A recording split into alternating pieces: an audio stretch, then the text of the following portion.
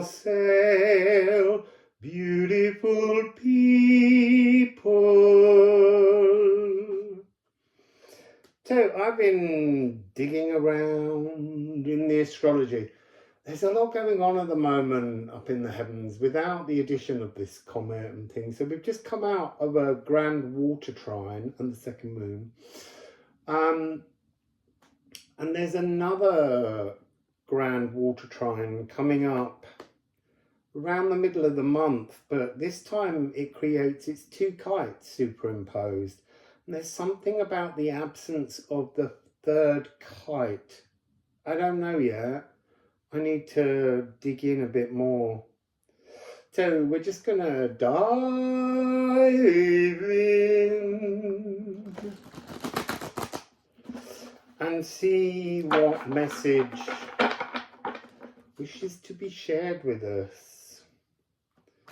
We've got all these preparations for forthcoming events, but they're not ready yet. I'm picking up today a massive amount of Pluto and Venus, and like the emotions and how they are processed through our spinal cord.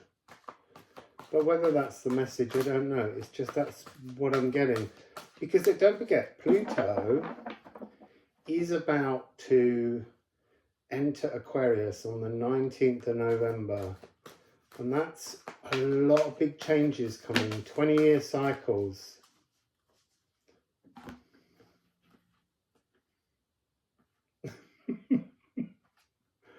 I know I shouldn't laugh. Vesta, Eris, and Jupiter.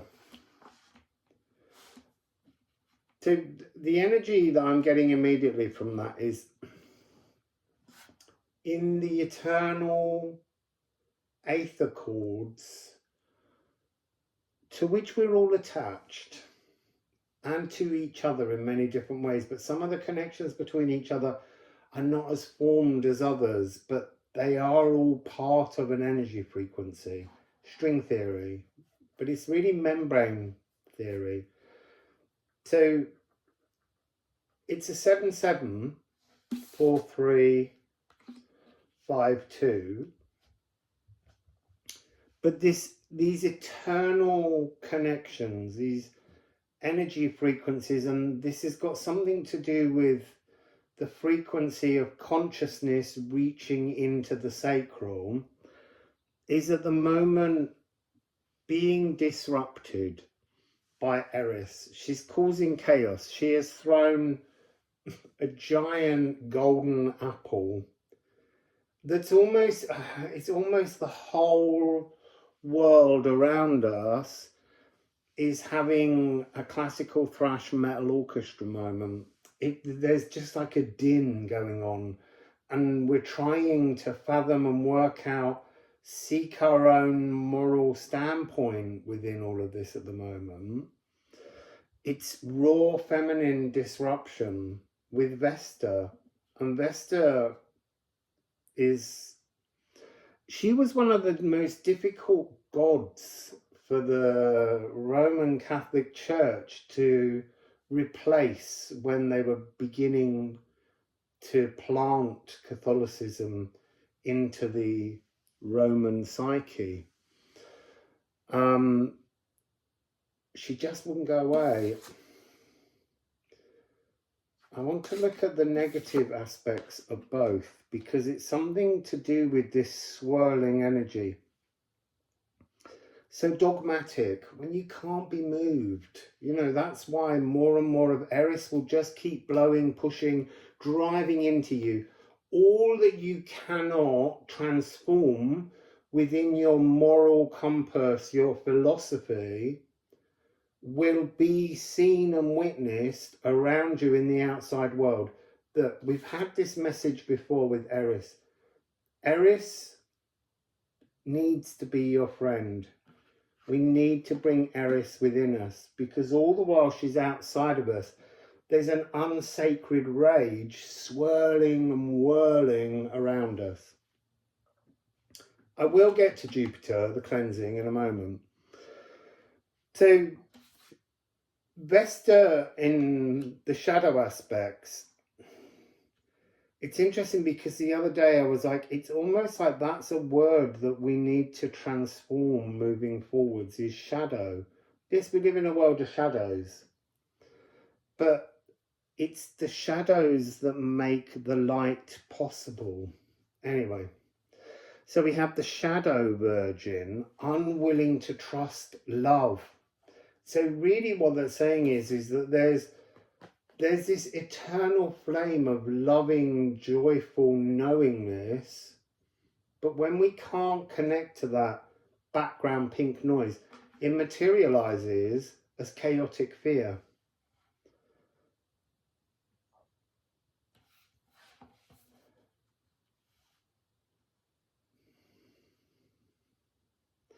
You see, the returning tornado of chaos and war is being pushed forwards.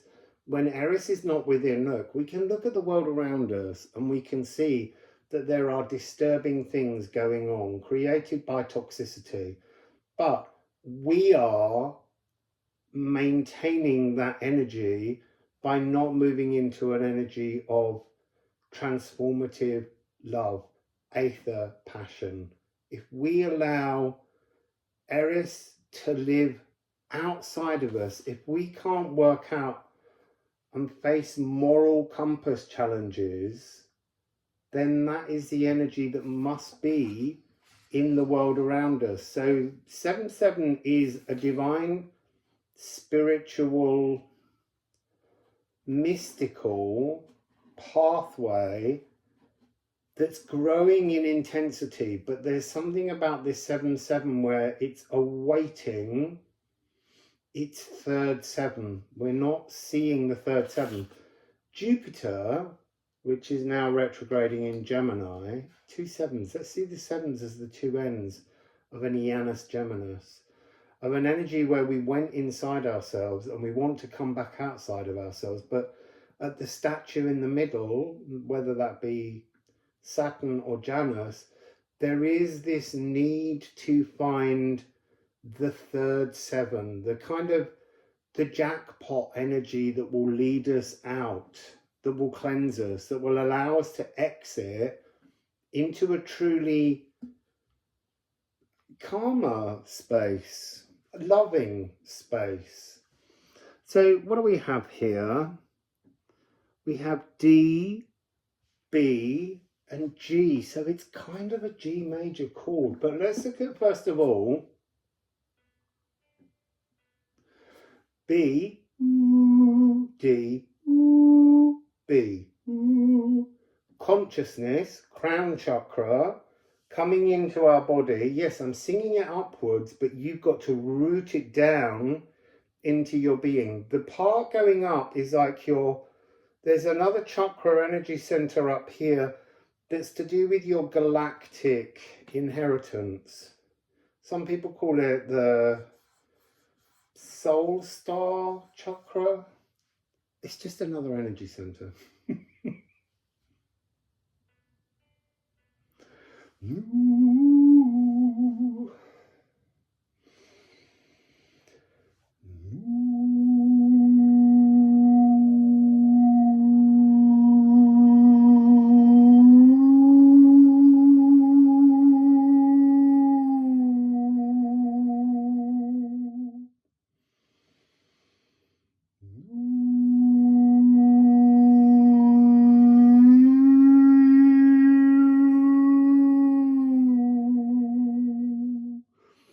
So somehow the energy of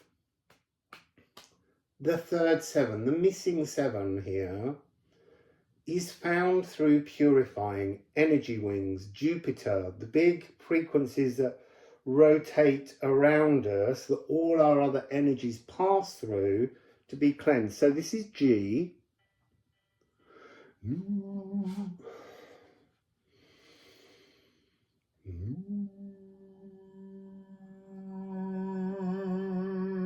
See, that feels very disembodied collectively. Let's just keep working on it. Let's find a way to get that sound inside us so that we can cleanse and make space, create space for the missing 7.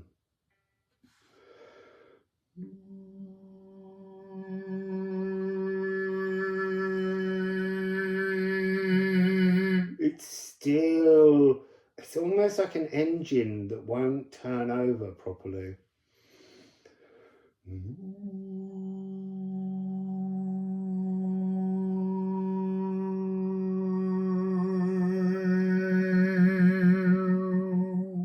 So there's something here going on. There's a tightening of, I want to say expressing something honestly, something that's held inside you, because there is a real sense of this going on every time I try to bring that sound down into the shoulders.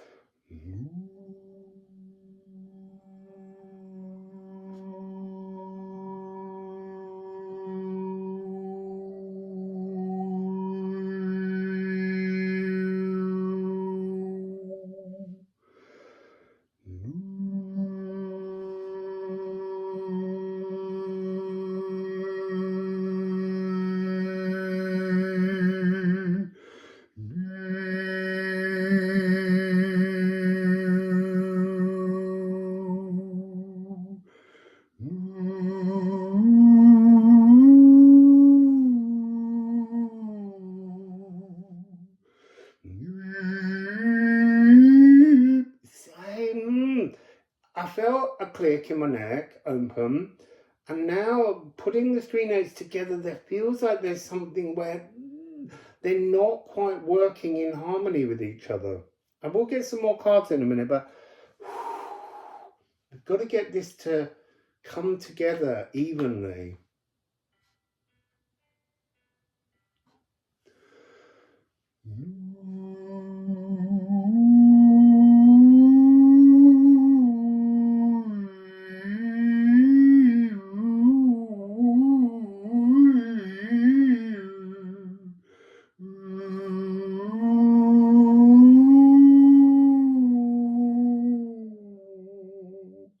That's much better, much better. Let's move on, see what other clues we get. I think I might just be sticking with this deck.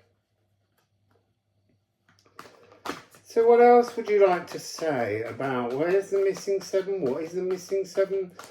Can we have a clue to the missing 7?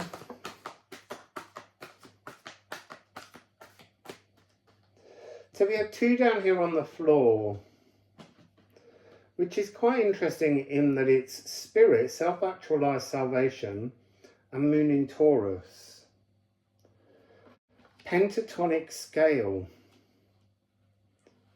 You see, in the card, the pentatonic scale has nothing to do with any of those. So there's something outside of us that we're not bringing in, that we're creating some kind of, it's not really a barrier, it's not really a blockage, it's just like not accepting a certain thread.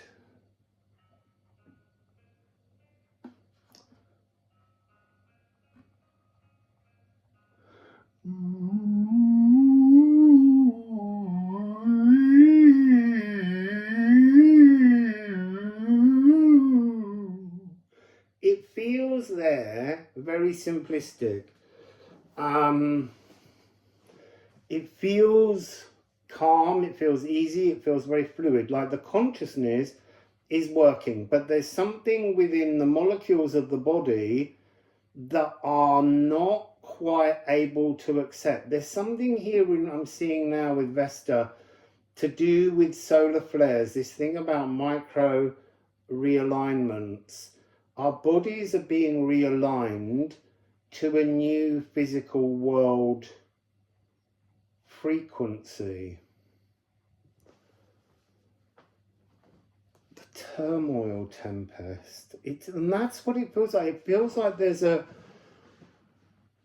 kind of particle storm going on in the world around us that's affecting our physical molecules, and we're trying to seek. You see, this is coming across the finest venue, as in bringing seeing this as our bodies, our vessels, our temple of flesh and bone and blood and all these things, bringing that into alignment with the new frequencies of the world around us. It is an 11 as well, and 11 is often a number of earth for me. I'm going to take this deck and see what else it has to say. Sorry, there's one other thing we need to do. I am finite or I am eternal. There is a finite part of our molecular structure that is being dumped in some way to make us eternal, to give us a new... It's almost like there's the old radio station of your frequency from your molecules has been changed from analog to digital. It's something as simple as that, and you've got to retune yourself to this new digital coding. I am chaotic, I am ordered. You see, I also want to say what's interesting about Eris is, in both her negative and positive attributes, she begins as the rebel, disrupting, maybe, you see, it says moral compass, but there's something about moral anchoring that is coming through in this reading, a moral anchoring. And then Jupiter is obviously, I am vast, I am tiny. I think we are being expanded consciously with this galactic energy that's coming in. Self-actualized salvation, the energy of our consciousness, our spirit coming through. I am spirit, I am matter. And it's almost like just currently, just temporarily, our matter has been disrupted and we need to adjust our moral compass, our consciousness philosophy, so that we can become a new tuning to sing a new song to the molecules, so that we can be aligned to a different venue, a different version of our frequency moving forwards. I am valueless, the old is of no value, or I am worthy. I'm worthy of tuning my body to the new. Look, it's a very healed, cleansed, huge new body waiting for us to inhabit it. But we have to retune our moral compass or our esoteric personal philosophy to get there. If you stick to the old patterns, there's something really uncomfortable.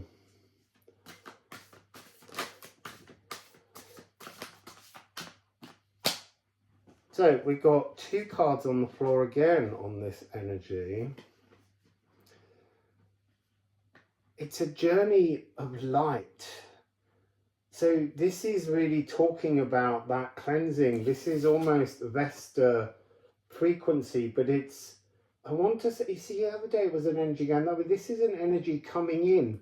Vesta frequency, a new energy coming in. It's a new pathway opening, a new journey. But there's something about this raid number 5,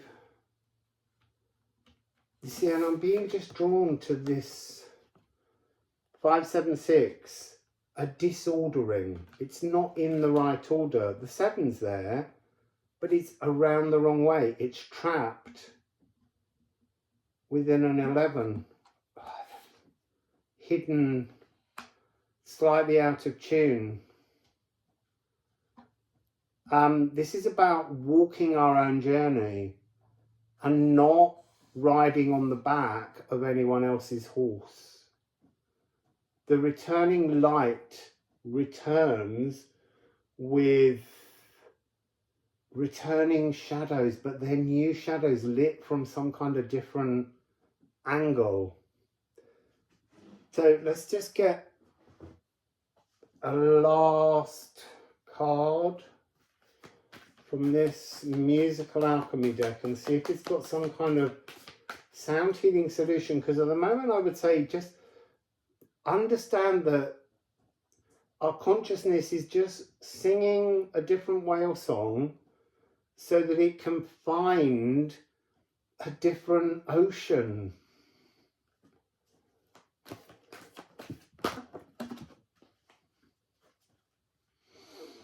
So, I'm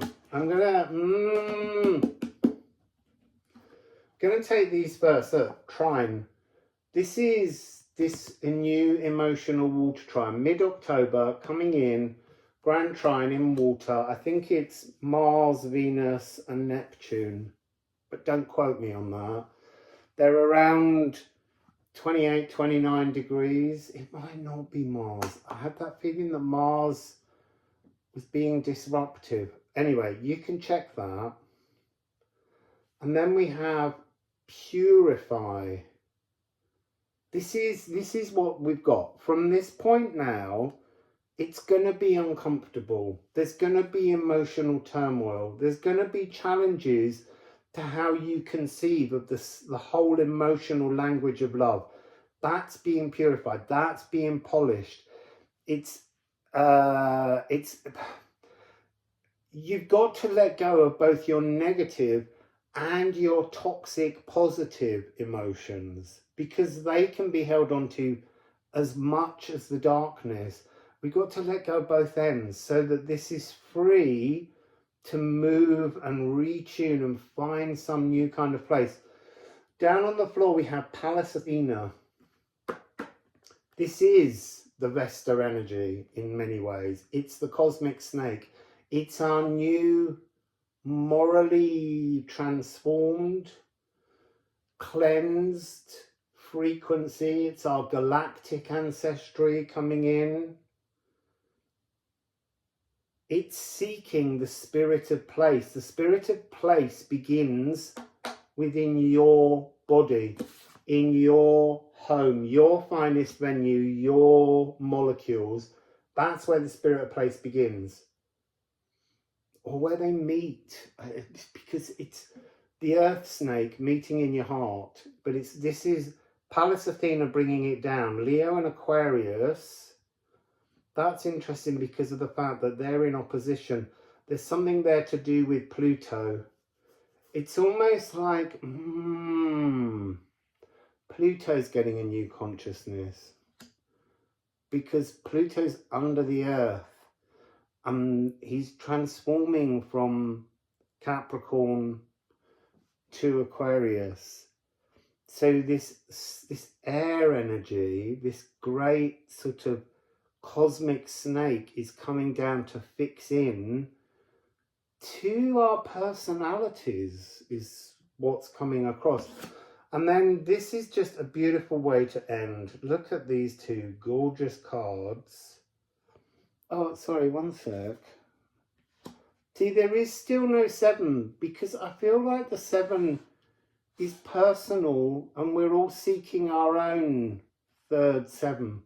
But look at these two, Quawa and North Node. This is the moment when your cosmic galactic shaman remembrances of your tribe up there begin to sing a whale song with you that will bring you towards your destiny. So 29th of January next year, the nodes will switch and they will move into South Node Virgo, North Node Pisces. It's an unfinished symphony, but it's working its way towards this great reset, which is the 20th of the 2nd, 2026. And we will get to that, but it's a long way off. We've got to do everything step by step. But yeah, this is more of that energy of a galactic transformation. The more you're opening to your galactic ancestry, the less the frequency of the molecules that you've been inhabiting feel comfortable. They're waiting for some kind of transformation. So, transform. Wassail, beautiful people.